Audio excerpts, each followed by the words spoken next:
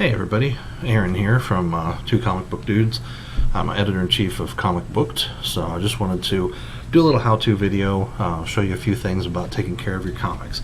Deadpool's coming out, big movie, drawing a lot of people to comics, the Avengers movies, the Captain America, all of these different movies that have been out, Batman vs. Superman coming out, the TV shows, Arrow, The Flash, Supergirl, of course Marvel's Agents of S.H.I.E.L.D., Agent Carter, all of those shows and movies and things draw more people to comics. So, not everybody knows right off the bat how to take care of their comics. So, I want to talk a little bit about caring for your comics, keeping them safe and secure, and helping them hold their value throughout the time that you collect.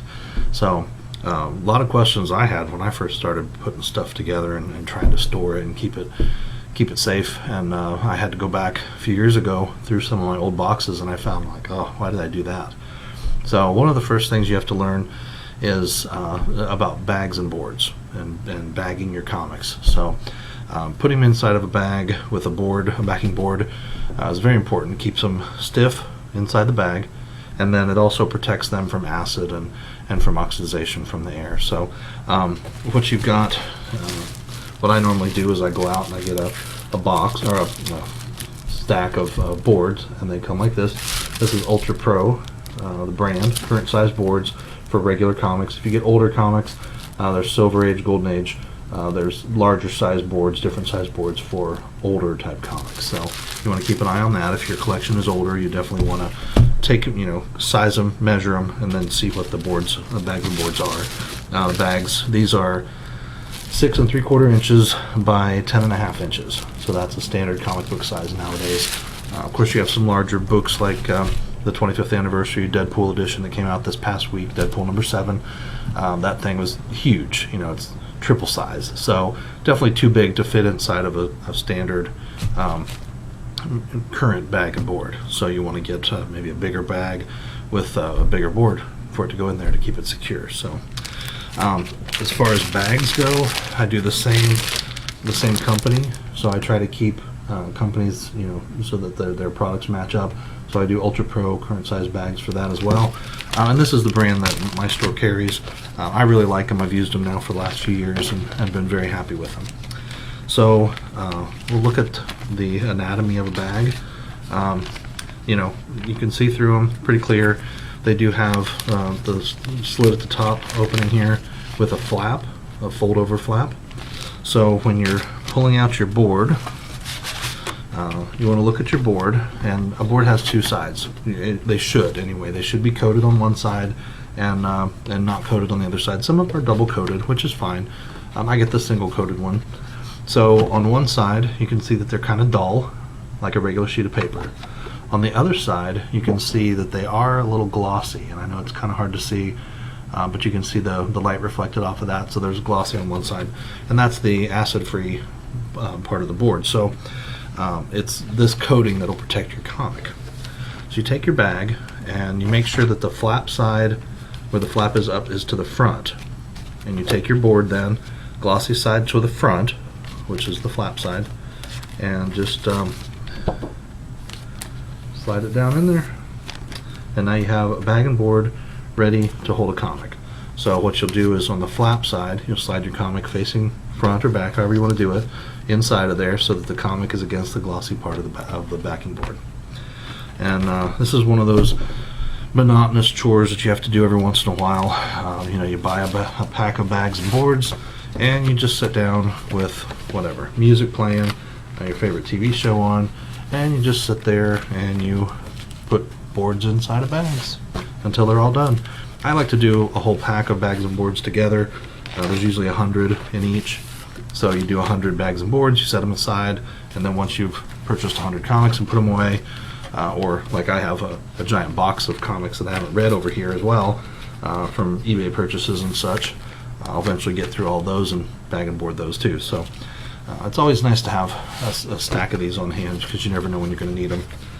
So that's the first part, is actually putting the bags and boards together and then putting your comics inside the bags and boards.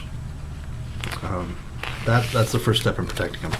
The next thing you want to talk about is how do you seal your bags and boards, because you do want to seal that bag closed Some people like to leave them open and just put them in their boxes that way. I think that's good, but it kind of defeats the purpose of bagging them, because if you bag them, you want to have some security from the elements, whatever. So I use tape, and I tape across. Now, there are different schools of thought on tape. I know it seems kind of silly, but I like to get the Scotch tape from 3M, and it's nice, it's opaque, and it's a lot easier to pull and tear. Some of the stuff that's kind of the clearer tends to strip or separate, and I don't like that.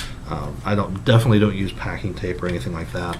It's just too heavy, and too much of a chance where if you're opening the bag to take a comic out, you're going to catch the comic and rip it. So this stuff is pretty good on holding things together. So I wanted to show you a couple of my comics that I have bagged and boarded. This is Evil Dead 2 Tales of the Ex Mortis number 3, which is a great book out last week. And you can see here on the back how I've done my tape. So I do one strip of tape across the top. Like I said, there's different schools of thought on tape. So some people like to do one strip of tape across. Some people like to do 2 strips vertically. Some people do 1 strip vertically. Some people do 1 strip kind of diagonally. I've seen people do 2 strips diagonally. I guess it all depends on if you're trying to keep your little brother out of your collection, or you're just trying to put them away, securely, or you want to open them up and read them. So if you're a reader and you really like to read your books over and over again, you probably want to think about 1 strip or maybe the 2 strips vertically, if that works for you. I like this because I know it's sealed across all the way across the top, and if I want to read it again, I can just slip my finger underneath, pull it. I don't care so much if I rip the tape. I can always put another piece of tape back on there. So, but that's that. And you can see how well they fit inside of the bag. Keeps the spines very straight. Really like that. And then, of course, 1 strip of tape across the back. Toil and Trouble number 3 is a back issue I picked up. Again, 1 strip of tape, and you can see how there's a little overlap of board on both sides. I like that, so the comic kind of sets in the middle.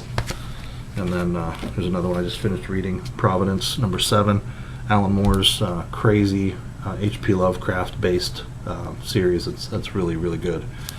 So again, 1 strip of tape, bag and board, keeps it safe. So that's about it, unless we want to talk about boxes. So boxes are important. You want to have someplace to put your comics. You don't just want to throw them in a milk crate or whatever. Not that you should have a milk crate, because that is illegal to have those. But if you have a crate or a box or whatever and you want to throw them in, as long as they're in bags and boards, at least they'll be secure. Some people like to stack them up. I don't like to stack them up. I like to set them up on end inside of a box, so comic boxes are good for that. Your local comic shop should have those. They run a few dollars a piece for the short ones, and then a little more for the longer ones. I like the short ones because they're easy to stack. You can kind of arrange them in different orders, whereas with the long boxes, you're really stuck in kind of taking up a whole section of your house with those. So it's up to you. A long box holds about 125 pretty securely. Longer boxes hold like 250. So I usually go with the short boxes, 125, and you don't want to overpack the boxes. You want to leave yourself a few inches on both sides, so that when you pull those flaps in, you pick them up, you have some space there. Otherwise, you'll find your books tend to warp. So just a lot of things to think about there, but definitely something you should do if you want to keep keep some value in your comics. You never know. Somewhere down the road, you're going to pick up a book that you bought 10 years ago and go, oh, wow, I'm so glad I kept this in good shape, and now I can sell it for $10 million. Probably not, but you can always hope. So, all right, well, that's it. Kind of my 2 cents worth, a little how-to on how to take care of your comics. Hope that helped. Again, I'm Aaron. I'm the editor-in-chief of Comic Booked. So definitely check us out on the web at comicbooked.com. Check out our YouTube channel here with all kinds of stuff from 2 Comic Book Dudes, from the folks at Comic Book Studios as well, and all of their great fan-made stuff. We've got some awesome cosplay articles over on Comic Booked, and you can check out our Facebook pages, Comic Booked and 2 Comic Book Dudes. We're all over the place. So definitely like, share, subscribe. We really appreciate it. Thanks.